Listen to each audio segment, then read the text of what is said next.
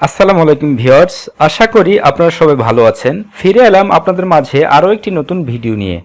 আজকের এই ভিডিওতে আমি আপনাদের সাথে শেয়ার করতে যাচ্ছি কিভাবে ট্রাস্ট মানি অ্যাপসের সাহায্যে অতি সহজেই এক ব্যাংক থেকে অন্য ব্যাংকে টাকা ট্রান্সফার করা যায়। তো চলুন আর কথা না বাড়িয়ে শুরু করা যাক আমাদের আজকের ভিডিও।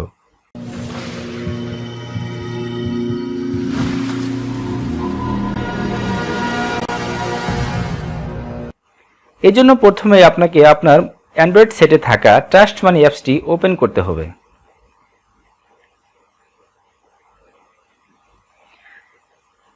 ট্রাস্ট মানি অ্যাপসটি ওপেন হয়ে গেলে আপনাদের সামনে এমন একটি ইন্টারফেস আসবে। এখান থেকে ইউজার আইডি এবং পাসওয়ার্ড দিয়ে এটিকে লগ ইন করে নিতে হবে। লগ ইন করা হয়ে গেলে আপনাদের সামনে এমন একটি ইন্টারফেস আসবে। এখান থেকে আপনারা নিচের দিকে দেখতে পাবেন বেনিফিশিয়ারিজ নামক একটি অপশন রয়েছে, এটিতে ক্লিক করতে হবে। এটিতে ক্লিক করার পরে আপনারা দেখতে পাবেন নিউ নামক একটি অপশন রয়েছে। এই অপশনটিতে ক্লিক করে আপনাকে বেনিফিশিয়ারি ম্যানেজমেন্টে অ্যাড করে নিতে হবে।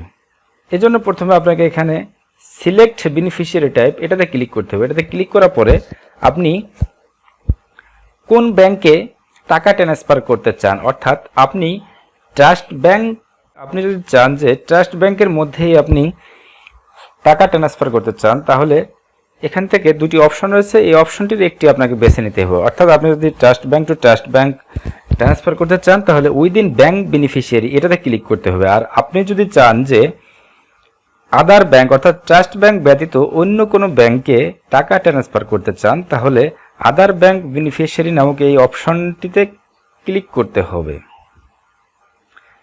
ক্লিক করার পরে এখানে নিউ নামক একটি অপশন রয়েছে, এই অপশনটিতে ক্লিক করতে হবে। এই অপশনটিতে ক্লিক করার পরে আপনাদের সামনে এমন একটি ইন্টারফেস আসবে। এখান থেকে আপনি যে অ্যাকাউন্টে টাকা ট্রান্সফার করতে চান সেই অ্যাকাউন্ট নাম্বার সংক্রান্ত যাবতীয় তথ্যাবলী এখানে দিয়ে এটাকে সাবমিট করতে হবে। তো এখানে অ্যাকাউন্ট নাম্বার দিতে হবে, অ্যাকাউন্ট নেম দিতে হবে, অর্থাৎ যে নামে আপনার অ্যাকাউন্টটি রয়েছে সেই অ্যাকাউন্টের একটি টাইটেল থাকে, সেই টাইটেলটা আপনাকে এখানে বসাতে হবে। এরপরে সিলেক্ট ব্যাংক রয়েছে, এই সিলেক্ট ব্যাংকে ক্লিক করতে হবে, অর্থাৎ আপনি যে ব্যাংকে টাকা ট্রান্সফার করতে চান সেই ব্যাংকটি এখান থেকে সিলেক্ট করে দিতে হবে। সাপোজ আপনি যে ডাচ বাংলা ব্যাংকে টাকা ট্রান্সফার করতে চান তাহলে ডাচ বাংলা ব্যাংক সিলেক্ট করতে হবে। সিলেক্ট করার পরে এখানে সিলেক্ট ডিস্ট্রিক্ট, অর্থাৎ আপনার অ্যাকাউন্টটি কোন ডিস্ট্রিক্টে রয়েছে সেই ডিস্ট্রিক্টটি এখান থেকে সিলেক্ট করে দিতে হবে। এরপর সিলেক্ট ব্রাঞ্চ, কোন ব্রাঞ্চে আপনি সিলেক্ট করতে চান সেই ব্রাঞ্চটি এখান থেকে সিলেক্ট করে দিতে হবে। তো যে ব্রাঞ্চটিতে আপনি সিলেক্ট করতে চাচ্ছেন সেই ব্রাঞ্চের একটি রাউটিং নাম্বার থাকে, সেই রাউটিং নাম্বারটি আপনাকে এখানে দিতে হবে। দেওয়ার পরে বেনিফিশিয়ারি নেম, আপনাকে একটি নাম দিতে হবে, অর্থাৎ যে ব্যক্তির অ্যাকাউন্ট সেই ব্যক্তির নামটিও আপনি চাইলে এখানে বসিয়ে দিতে পারেন। দেওয়ার পরে এখানে সাবমিট বাটনে ক্লিক করতে হবে। ক্লিক করার পরে আপনার একটি বেনিফিশিয়ারি অ্যাড হয়ে যাবে। অ্যাড হয়ে যাওয়ার পরে এখান থেকে বেরিয়ে এসে আপনাকে এখানে চলে আসতে হবে। আসার পরে ফান্ড ট্রান্সফার নামক একটি যে অপশন রয়েছে এই অপশনটির আন্ডারে ফান্ড ট্রান্সফার আদার ব্যাংক অ্যাকাউন্ট এটাতে ক্লিক করতে হবে। ক্লিক করার পরে এখন আপনার তো আগে বেনিফিশিয়ারি অ্যাড করাই ছিল, এই জন্য আপনাকে এখানে সিলেক্ট সোর্স, অর্থাৎ আপনি কোন অ্যাকাউন্ট থেকে টাকা ট্রান্সফার করতে চান, অর্থাৎ ট্রাস্ট ব্যাংকে যে আপনার অ্যাকাউন্ট রয়েছে সেই আপনার ট্রাস্ট ব্যাংকে একের অধিকও অ্যাকাউন্ট থাকতে পারে। তো এখানে সিলেক্ট সোর্স লেখার পরে আপনারা আপনাদের অ্যাকাউন্টটি এখান থেকে সিলেক্ট করে দিবেন। আর যেমন আমার ট্রাস্ট ব্যাংকে দুইটি অ্যাকাউন্ট রয়েছে, এই জন্য এখানে দুইটি অ্যাকাউন্ট শো করছে। তো এখানে আপনি যদি চান যে এই অ্যাকাউন্ট থেকে টাকা ট্রান্সফার করতে চান, এটা সিলেক্ট করে দেওয়ার পরে সিলেক্ট বেনিফিশিয়ারি, অর্থাৎ আপনি কিছুক্ষণ আগে যে বেনিফিশিয়ারিটি অ্যাড করলেন সেটা এখান থেকে সিলেক্ট করে দিতে হবে। সাপোজ আমি এটাকে সিলেক্ট করলাম। তো সিলেক্ট করার পরে দেখুন আমার কিন্তু যে বেনিফিশিয়ারি অ্যাডের সময় আমি যে তথ্যগুলো দিয়েছি সেই তথ্যগুলো এখানে অটোমেটিক চলে আসবে। আসার পরে এখানে আপনি